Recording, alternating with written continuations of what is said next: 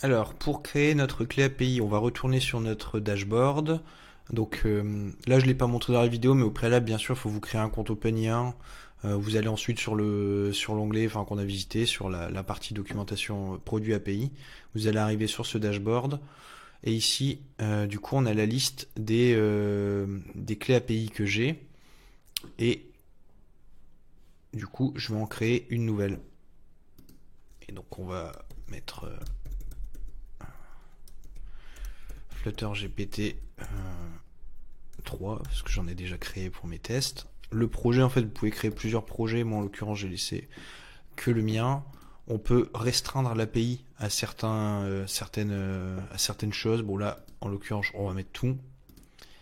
Et je vais créer mon API, ma clé API. Maintenant, je l'ai copiée, je la sauvegarde bien.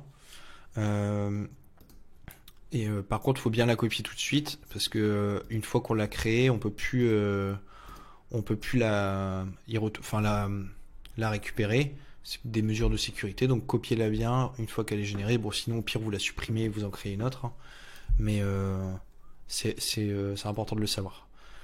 Donc là, maintenant, on a créé notre clé API et bien, on va aller sur Flutterflow et faire un test sur comment on configure OpenIA sur la partie API et comment pouvoir si ça fonctionne bien. Alors, du coup, on retourne sur Flutterflow, on a notre clé API et alors, je vais juste mettre en pause, je vais la... Et du coup, on va aller sur la partie onglet API de Flutterflow sur la partie API Call. Donc là, ici, ça se compose de cette façon. Ici, vous allez pouvoir importer un format d'API au format JSON pour que ça se configure automatiquement. Là, on va le faire à la main. Ce sera plus, pour que vous compreniez bien comment ça fonctionne.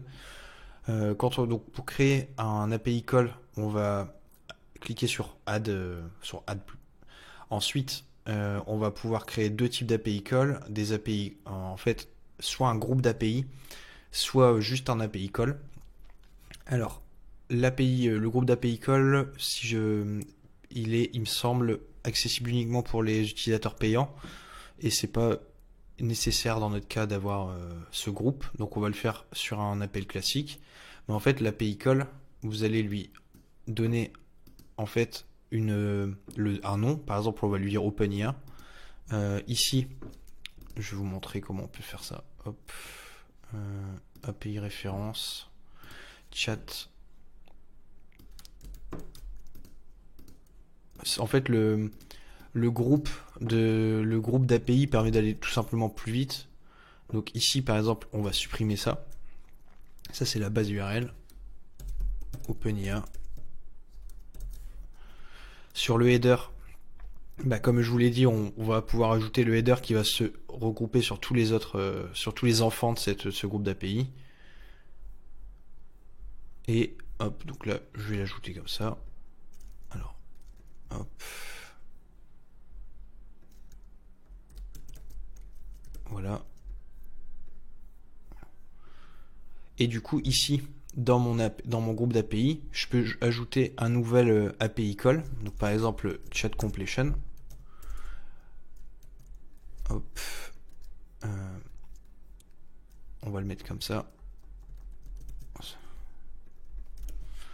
Et du coup, là, ici, on a déjà, vous voyez, la base URL qui est ici. Et donc, je vais pouvoir juste ajouter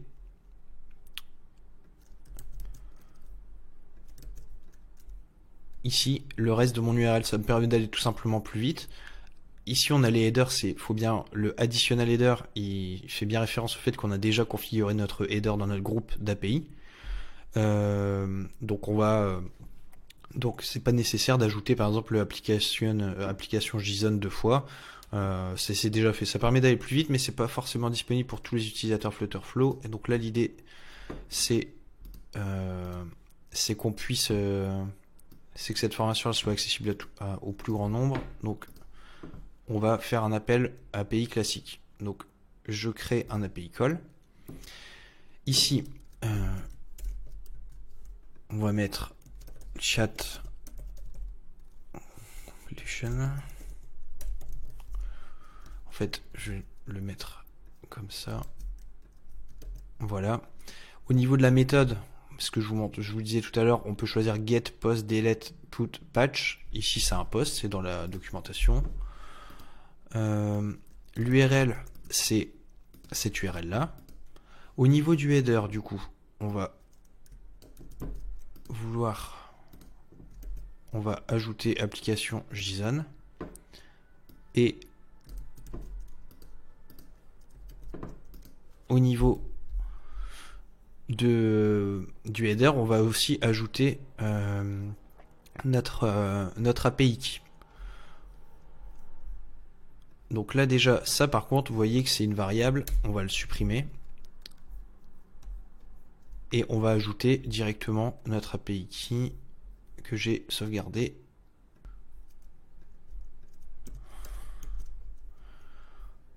Voilà.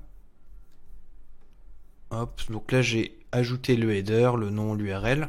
Au niveau de notre body, le body, chez nous, il peut avoir plusieurs formats. Nous, c'est un JSON. Et on va faire un premier test avec, ici, le body. Hop. Voilà. Donc là, je sauvegarde. Sur mon header, j'ai mis l'autorisation. J'ai mis tous mes headers. Le body, il est là. Et du coup, on va pouvoir aller sur la partie response test. Et on va voir si notre call API fonctionne. Donc là, ce qui s'est passé en fait, là, c'est que j'ai fait un appel API en test. Donc, je lui ai envoyé, là, on lui a envoyé en fait en requête le body avec le header, etc. Et du coup, j'ai une réponse, hello, comment je peux t'aider aujourd'hui? Donc, on voit que c'est fonctionnel. Maintenant, on va vouloir faire quelques configurations supplémentaires pour que ça fonctionne correctement. Et on va aller, du coup, on va retourner sur la partie code définition. Et c'est qu'en fait, c'est pas une façon propre d'initialiser le header direct, enfin sa clé API directement ici. On va vouloir en fait la stocker dans une variable. Donc API key. Et du coup, on va sauvegarder cette variable. Et là, pour l'instant, je vais la mettre ici en default variable. Et ici dans mon header, on va, pour appeler une variable, on va mettre entre crochets la variable. Donc déjà, c'est mieux. Ça fonctionne toujours. Au niveau des variables, on est bon. Sur le body, on a un body qui est fonctionnel, mais on va vouloir maintenant passer sur configurer ce body là pour qu'en fait le message d'ici, ça soit la conversation qu'on est en train d'utiliser, qu'on est en train de créer. Donc il va falloir utiliser le système de variables pour envoyer dynamiquement les bons champs à OpenIA.